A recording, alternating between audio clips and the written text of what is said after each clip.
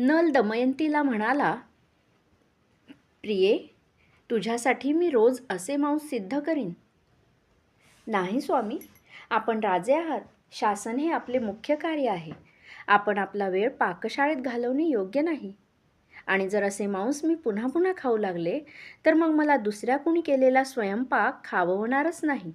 तेव्हा नाथ, हीच चव मला जन्मभर आठवू द्या. पण त्यानंतरही पुष्कळदा नलाने दमयंतीसाठी पाकसिद्धी केली.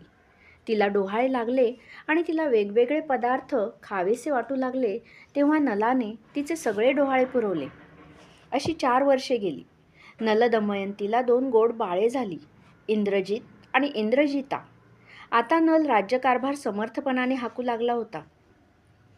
नलाचा राज्याभिषेक करून सम्राट वीरसेन आणि त्याची पत्नी वसुमती वानप्रस्थाश्रम स्वीकारून कृतवनात वास्तव्याला गेले.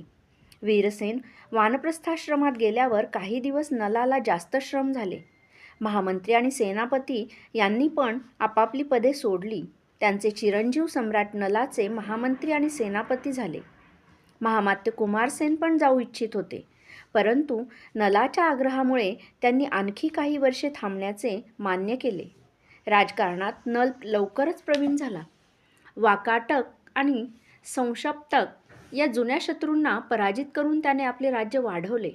दमयंती आणि तिची बालके यांच्यासाठी त्याला वेळ मिळेनासा झाला.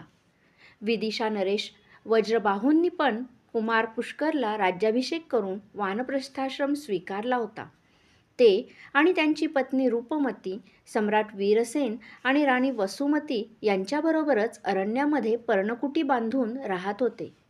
वीरसेन आणि वज्रबाहू यांच्या वयात विशेष अंतर नव्हते, त्यामुळे गुरुकुलात ते एकत्रच शिकले. दोघांनीही शस्त्रास्त्र विद्येत प्रावीण्य मिळवले होते.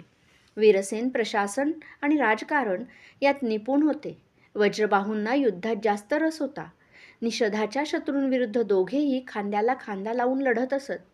वज्रबाहूंनी आपल्या शरीराची ढाल करून अनेकदा वीरसेनाचे रक्षण केलेले होते. राज्यपदी आल्यावर वीरसेनाने आपले अर्धे राज्य वज्रबाहूला दिले. विदिशा नगरी त्याला बांधून दिली. त्यानंतर दोघांनीही आपापल्या राज्याचा विस्तार केला. वज्रबाहू नेहमीच वीरसेनाला भेटायला येत असत. रूपमती आणि वसुमती यांच्यात पण सख्या बहिणींसारखे प्रेम होते. वीरसेनाचा नल आणि वज्रबाहूंचा पुष्कर एकाच वयाचे होते. दोघेही दिसायला सुंदर आणि सदृढ अंगाचे होते. दोघेही बुद्धिमान होते, पण नल हा सुस्वभावी होता तर पुष्कर स्वार्थी होता.